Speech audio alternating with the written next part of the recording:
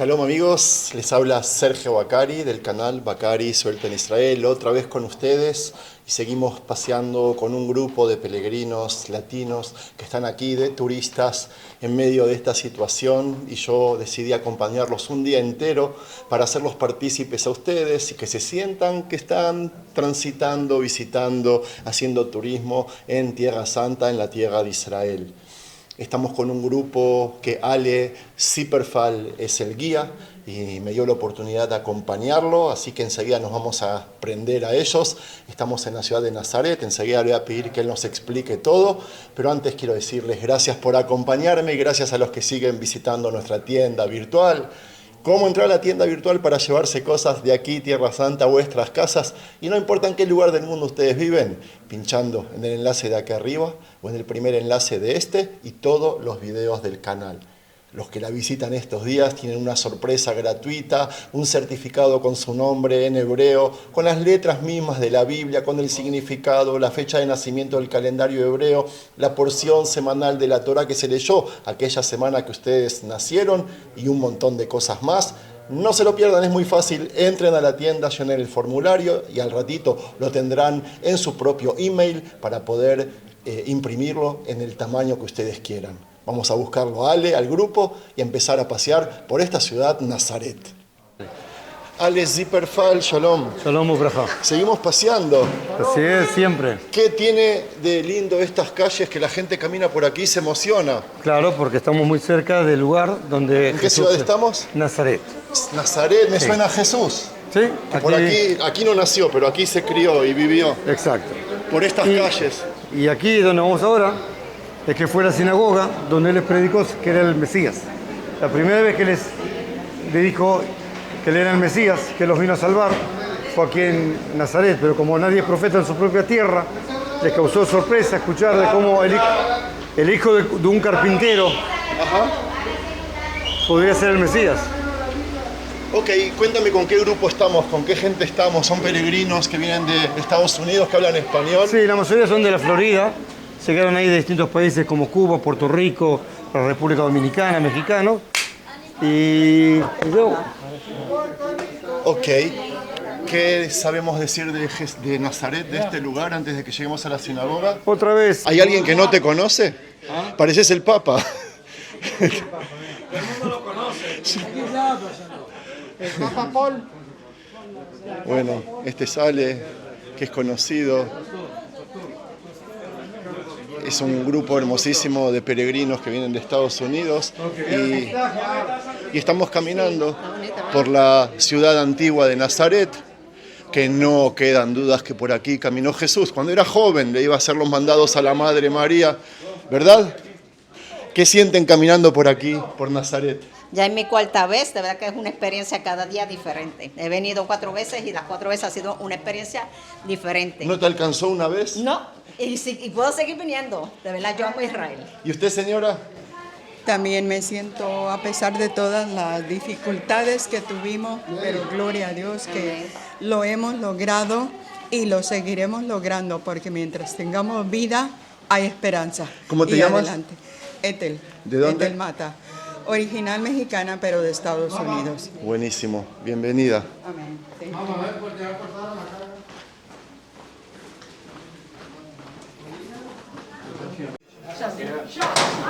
¿Se acuerdan? Aquí predica y allá aquí tira ¿Ah?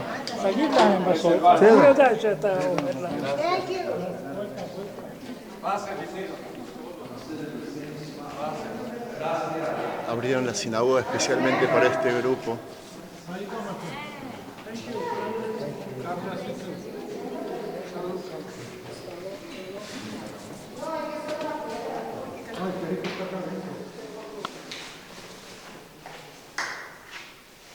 Vino a Nazaret, donde se había criado, y en el día del reposo entró en la sinagoga, conforme a su costumbre, y se levantó a leer. Y se le dio el libro del profeta Isaías.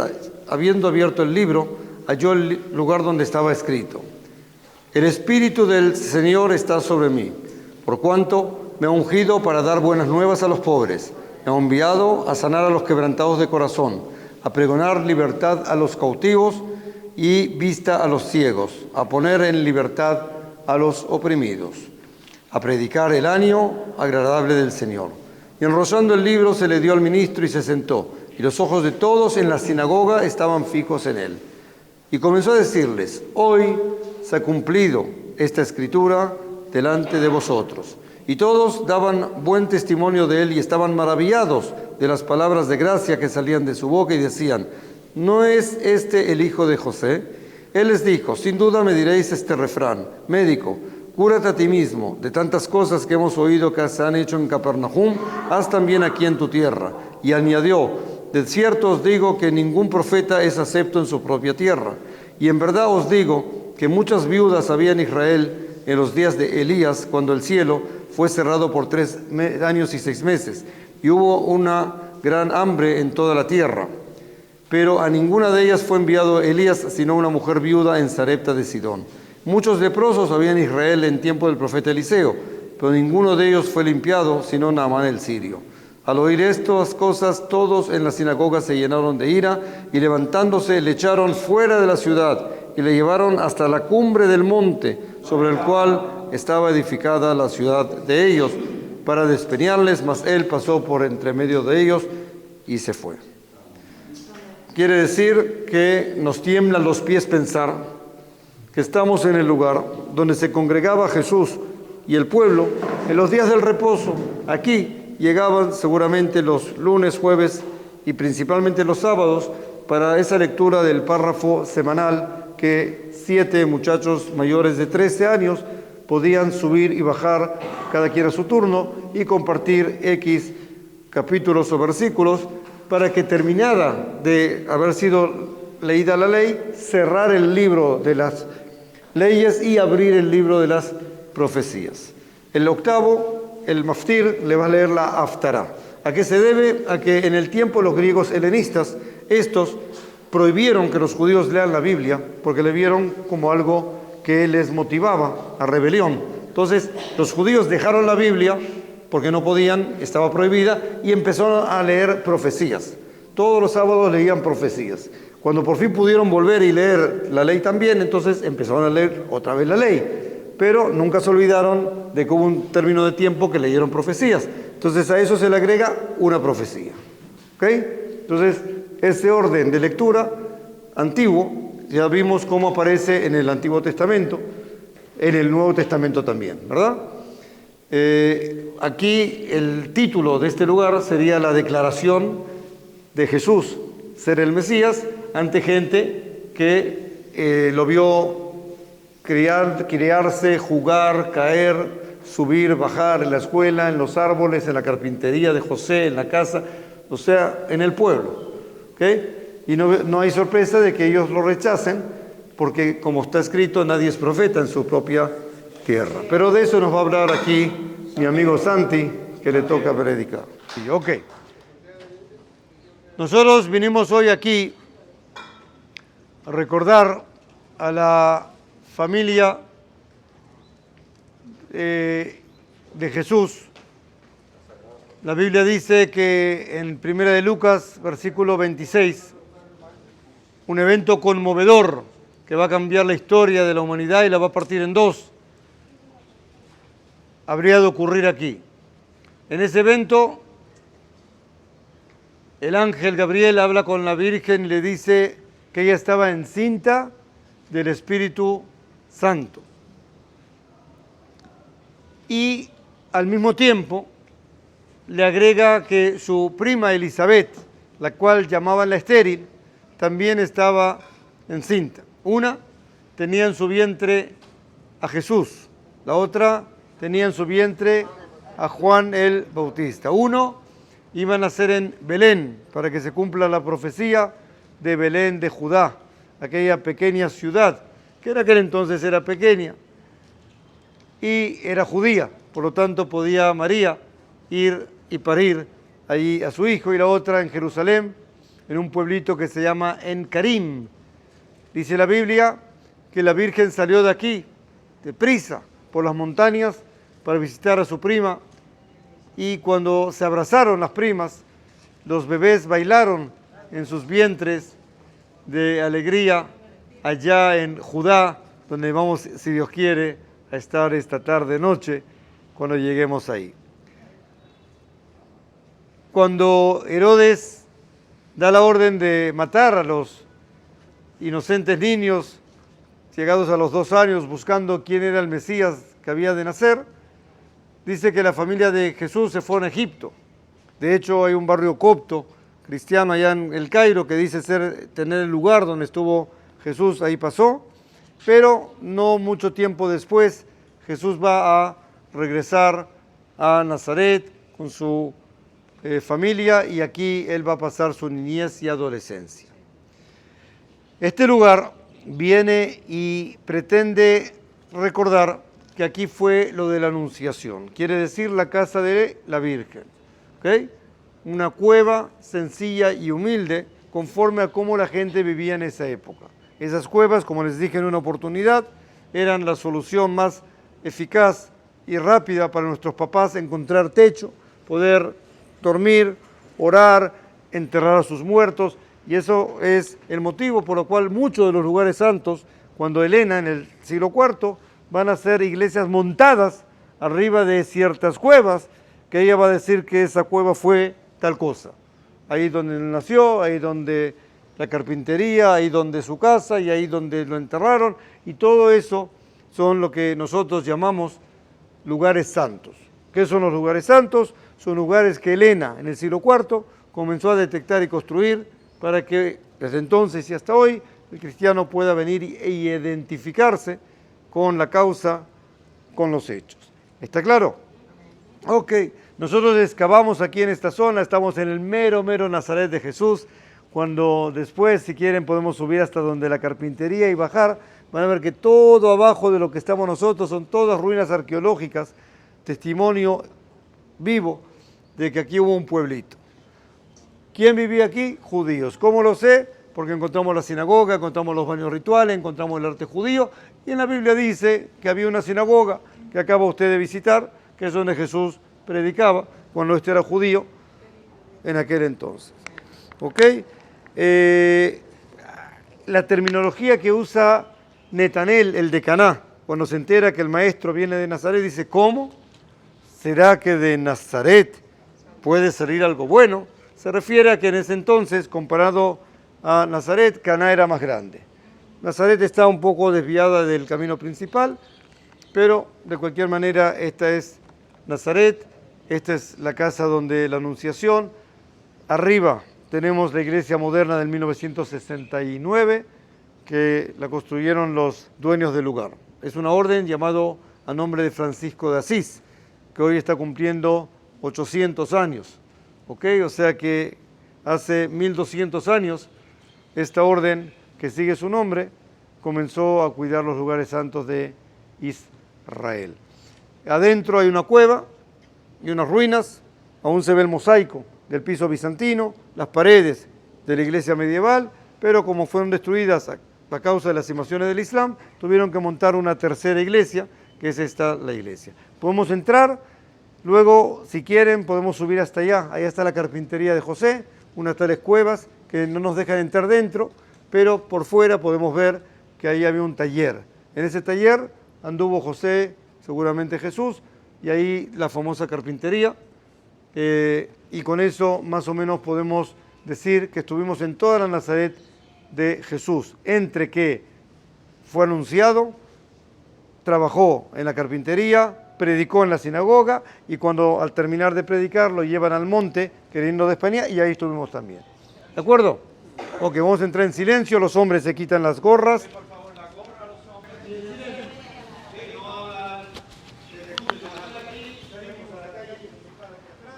Muchas gracias, Ale. Amigos, vamos a entrar ahora a la Basílica y voy a ser yo ahora quien les habla un poco sobre Jesús desde mi perspectiva judía e israelí. Tengan esto en cuenta a la hora de criticarme / juzgarme, ¿eh? Vamos.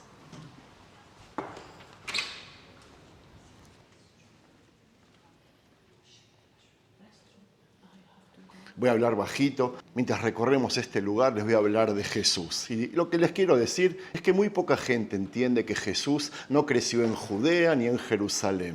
solo nació en Belén cuando sus padres estaban peregrinando al templo. Lo cierto es que Jesús creció en estas tierras, y para quien no lo sabe, son tierras de Naftalí, un norte judío que siempre vivió entre presiones, mezclas y desprecios. Eso, por lo menos para mí, definió todo su estilo. Yeshua, Jesús, no fue un judío del centro, sino un judío de frontera. Naftalí nunca fue una tribu de museo, fue la que tuvo que pararse en el monte Ibal a gritar maldiciones contra los vivos que torcían justicia, robaban terrenos o golpeaban por atrás. Nada de poesía, se trataba de un amén que te dejaba bien claro dónde estaban los límites del país. Y en medio de eso, en este mismo territorio duro y mirando con desconfianza, crecería Jesús como un judío del norte. Naftalí, el hijo de Israel, les recuerdo, vivió a los tumbos. Miedo con Barak, valentía con la profetisa Débora, entrega con Gedeón, miles de hombres enviados a David. Una tribu sin pose, sin perfección, sin marketing. La vida real. Y es en ese tipo de tierra donde se forman identidades que después incomodarán al sistema. Por eso tiene sentido que Jesús arrancó su camino aquí. El sur lo veía como una región menor, mezcla rara, Galileos les decían. Pero como sabemos, justamente en los bordes es donde nacen las cosas importantes. El centro conserva, la periferia crea. Y Jesús creció aquí en un ambiente considerado insignificante por los de Judea. Sin embargo, desde ese margen, él armaría un equipo de discípulos que caminaría por poblados y encendería un ministerio que marcaría a todo el mundo. Pasó algo muy conocido para nosotros los judíos, un Dios exaltando lo humilde. Y esto que vemos, amigos, es la cueva de la Anunciación. Sí, el corazón de todo este edificio, qué emoción. Les cuento que al igual que la historia de Naftalí, esto se repetía una y otra vez, es decir, gente imperfecta pero dispuesta, tierra secundaria pero clave. Y para nuestro relato la idea es simple, que a Israel no se lo entiende desde las capitales, se lo entiende desde los bordes. Y Jesús salió de uno de esos bordes, más precisamente de un norte judío golpeado, rápido, imperfecto, pero lleno de movimiento. De lugares así entonces saldrán los personajes que cambian cosas sin pedir permiso. Para mí es fascinante caminar hoy por Nazaret sabiendo que cada piedra bajo nuestros pies guarda el eco de un joven que entendía perfectamente lo que significaba ser un marginado en su propia tierra, alguien que aprendió a ver el cielo en los ojos de los que el sistema había decidido ignorar. Aquí, amigos, en el norte, la vida no te pide permiso para ser cruda y Jesús tampoco lo pidió para ser quien fue. Aquí, en la Basílica de la Anunciación, el ambiente cambia, pero la historia sigue siendo la misma, la de un judío del siglo I en su contexto concreto.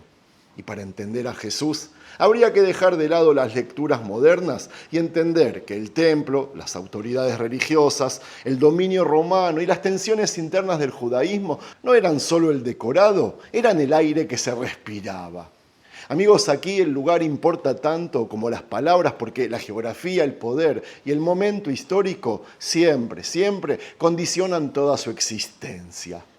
Yeshua, Jesús, no fue un hombre suspendido en el aire, fue un judío de su tiempo que estaba sujeto a las mismas leyes, costumbres y expectativas que cualquier otro habitante de la Galilea de aquel entonces. Mientras entramos y vemos esta parte nueva de la iglesia, lo que debemos buscar no es una versión romantizada de Jesús, sino la realidad de un hombre que vivió bajo la sombra de un imperio que no perdonaba y bajo la mirada atenta de una jerarquía religiosa que vigilaba cada paso. Imaginen la presión. Había que navegar entre la fidelidad a la Torá y la presencia asfixiante de las tropas romanas, entre el deseo de liberación nacional y la realidad de una ocupación militar constante. Y esto no es algo que se puede separar de su mensaje. Al contrario, yo creo que es el filtro a través del cual todo debe ser leído. ¿Y por qué estoy explicando todo esto? Porque muchas veces al querer hacer de Jesús una figura universal y etérea, nos olvidamos de que su humanidad estaba profundamente arraigada en el suelo de Israel, en sus disputas, en sus esperanzas y en sus conflictos cotidianos. Si uno quiere conectar con lo que realmente sentía Jesús al estar en estos espacios, entonces debe aceptar sí o sí que su vida no fue sencilla ni estuvo libre de fricciones. El templo, que vemos como el centro espiritual, era también el epicentro de un poder político y social que generaba tensiones brutales en la población, como sabemos. Y al entender esto, las palabras y las acciones de aquel Jesús del norte entonces cobran un sentido mucho más urgente, más real y menos distante de lo que nos han contado. Y miren esto, amigos, así es como se reveló la madre de Jesús en México. Me lo enseñaron con el nombre de Guadalupe. Al lado tenemos a la japonesa y así vemos cómo cada país la dibuja a su manera y cómo María es de piel oscura en África, amarilla y chinita en Oriente o como nosotros en América. Pero volvamos a su hijo, a Jesús. Estamos hablando de un líder que operaba en terreno minado, alguien que sabía perfectamente cómo moverse en las grietas de un sistema que tarde o temprano iba a intentar silenciarlo. Por eso, cada piedra de esta tierra nos habla de un conflicto que nunca fue solo espiritual, sino profundamente humano y social. Amigos, creando contenido aprendí a conocer a los hermanos cristianos y si hay algo que me llama cada día más la atención es que ellos no leen a Jesús de la misma manera. Así como a su madre María se la ve de diferentes formas, como vimos antes, lo mismo a Jesús. Aunque el texto sea el mismo, la lectura cambia según el país, la cultura, la historia y la realidad cotidiana de cada sociedad. En América Latina y África aprendí que Jesús suele ser visto desde el color social, la pobreza, la injusticia y también la necesidad de esperanza. Yo creo que es un Jesús cercano al sufrimiento humano, al consuelo y a la resistencia, donde la experiencia histórica del continente va moldeando esa imagen, aún sin que la gente lo note. En Estados Unidos, la percepción, por lo menos para mí, se desplaza hacia otros valores. Aprendí que muchas veces Jesús es leído desde el propósito personal, la superación, el éxito y la bendición individual. La fe allá se asocia con metas, destino, crecimiento personal y no es casualidad. Es el reflejo de una cultura que está marcada por la iniciativa y por el logro. Para mí es fascinante observar cómo el entorno dicta la forma en que cada comunidad se acerca a la figura de Jesús, adaptándola a lo que consideran necesario para su propia vida, proyectando sus anhelos más profundos sobre el relato bíblico que les llega a sus manos. Por otro lado, en Europa entendí que Yoshua ben Yosef, Jesús, hijo de José, este que tenemos aquí mismo, aparece más intelectualizado, histórico o incluso distante. Para muchos es una figura cultural, ética o académica antes que sea espiritual, ya que siglos de secularización dejaron huellas profundas en la forma de creer y de interpretarlo. Es como si, al haber perdido la conexión con el entorno físico y la inmediatez de la historia bíblica, el europeo hubiera buscado refugio en la filosofía o en el análisis crítico. Esto genera una distancia donde la fe se vuelve una construcción mental, lejos de la calidez o la urgencia que otros continentes le imprimen a su vivencia cotidiana. Lo que aquí vemos entonces es que la identidad de los pueblos termina siendo el filtro principal para entender lo sagrado. Mientras entramos a la iglesia de San José, les quiero decir que la situación cambia radicalmente en Israel respecto a Jesús, porque aquí el lugar importa tanto como las palabras mismas. Al caminar sobre este suelo, la lectura de Jesús entonces deja de ser una abstracción teológica o un ejercicio filosófico para convertirse en una vivencia palpable y directa. Cuando estamos aquí en la Tierra Santa, en Israel, el contexto nos golpea completamente de frente. La geografía no es un fondo decorativo, es el escenario donde la historia se vuelve presente. Aquí las piedras, las colinas de Galilea y los restos arqueológicos de los periodos bíblicos nos gritan que el hombre del que hablamos caminó por estos senderos exactos, sintió el calor del sol que nos quema hoy a nosotros y enfrentó las mismas realidades de poder que definen nuestra región actual. En este lugar, la fe se desprende de las capas culturales que otros países le han ido sumando con el paso de los siglos y nos devuelve a la esencia pura de un judío del siglo I viviendo en medio de una ocupación militar constante. Amigos, Es imposible separar a Jesús de su tierra, de su gente, de los conflictos internos del judaísmo de aquella época. Y al estar aquí en Israel entendemos que su mensaje no nació en el vacío, sino en las tensiones reales entre la tradición, la esperanza mesiánica y la autoridad de Roma. Miren esto. Amigos, están siendo testigos de hallazgos arqueológicos de la casa de Jesús y sus alrededores. Se trata de un santuario unido a la tradición oriental y dedicado al arcángel Gabriel. Aquí se recuerda el primer anuncio del arcángel a la Virgen ocurrido cerca de una fuente. Y aquí, amigos, la piscina de rituales que contaba antes Alejandro, prueba, documento, testimonio que aquí hubo vida judía. Y es justamente por eso que aquí, donde la historia y la geografía se entrelazan, es donde realmente podemos empezar a comprender su dimensión humana, la dimensión humana de Jesús, su valentía y la verdadera razón por la cual su mensaje pudo sacudir los cimientos de todo un imperio desde la humildad de los márgenes. ¿Qué les estoy intentando decir? Que la tierra de Israel es la llave que abre el verdadero sentido de todo lo que leemos en los textos. ¡Qué locura esto! ¿Cómo no admirarse? Pero eso sí, la realidad es que a pesar de las muchas interpretaciones que se han construido sobre su figura, la de Jesús, al observar de cerca las dinámicas de poder que atraviesa esta tierra, uno se da cuenta de que la incomodidad que generaba su mensaje no era accidental. Él no venía a proponer una religión cómoda que sirviera como bálsamo para las conciencias tranquilas de aquellas élites. Es más, no quería una nueva religión, sino un cuestionamiento radical de las estructuras que privilegiaban a pocos sobre una inmensa mayoría. En este rincón del mundo donde la religión y la política nunca han podido ser separados, su voz se levantaba contra la opresión, denunciando la hipocresía de quienes utilizaban la ley como un arma para excluir a los necesitados y a los marginados.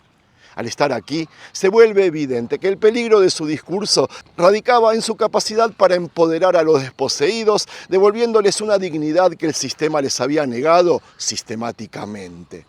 Esa es la chispa que encendió el conflicto definitivo.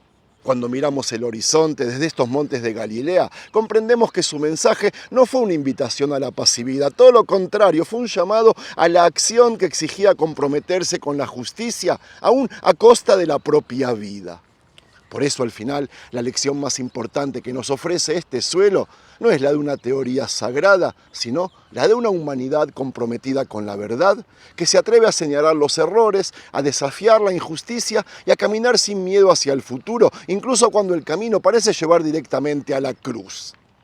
Comprender esto es el paso final para dejar de ver a Jesús como una idea y empezar a verlo como una presencia real que sigue incomodando al poder hoy en día. ¿Qué haces, papá?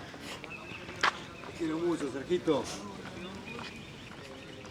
Y ahora, para terminar, creo que vale la pena detenernos un segundo, porque después de caminar Nazaret, de hablar de Roma, del judaísmo, de las tribus de Israel, del templo, de la geografía y de la historia, es fácil olvidarse de algo muy simple, que todo comenzó con personas comunes. Para los hermanos cristianos aquí comenzó una historia que cambiaría el mundo. Pero más allá de lo que cada uno crea, hay algo que me parece imposible ignorar. Que Miriam, María, no era una reina, no era una sacerdotisa, no pertenecía a las familias poderosas de Jerusalén. Ella era una joven judía de este rincón del norte, de esta periferia que tantas veces fue mirada por encima del hombro. Y quizás ahí está una de las lecciones para mí más profundas de toda esta tierra. La historia de Israel, amigos, está llena de momentos donde lo importante surge de donde nadie lo espera. Pastores, agricultores, profetas incómodos, tribus olvidadas, pueblos pequeños. Lo vimos aquí en Naftalí, lo vimos con el rey David y para los cristianos también lo vemos en este lugar. Y por eso Nazaret importa. Porque nos recuerda que los grandes cambios no siempre nacen en los palacios ni en las capitales, que a veces nacen en lugares modestos, entre personas que nadie considera especiales. Yo, como judío israelí, no camino a estos lugares pensando exactamente igual que un cristiano, lo saben, pero sí puedo entender por qué millones de personas encuentran aquí una fuente de inspiración. porque esta tierra tiene una capacidad única para recordarnos que la historia nunca está completamente escrita y que las cosas más trascendentes suelen comenzar de manera silenciosa. Quizás por eso seguimos viniendo, porque entre estas piedras antiguas todavía resuena una pregunta que atraviesa generaciones, religiones y culturas. ¿Qué puede surgir cuando una persona común decide responder a algo más grande que ella misma? Y así terminamos este video, amigos. Espero que les haya gustado. De ser así, no se olviden de regalarle un me gusta, comentarlo, compartirlo, suscribirse al canal. Nos vemos en el próximo video, porque nosotros seguimos paseando con este grupo. Shalom.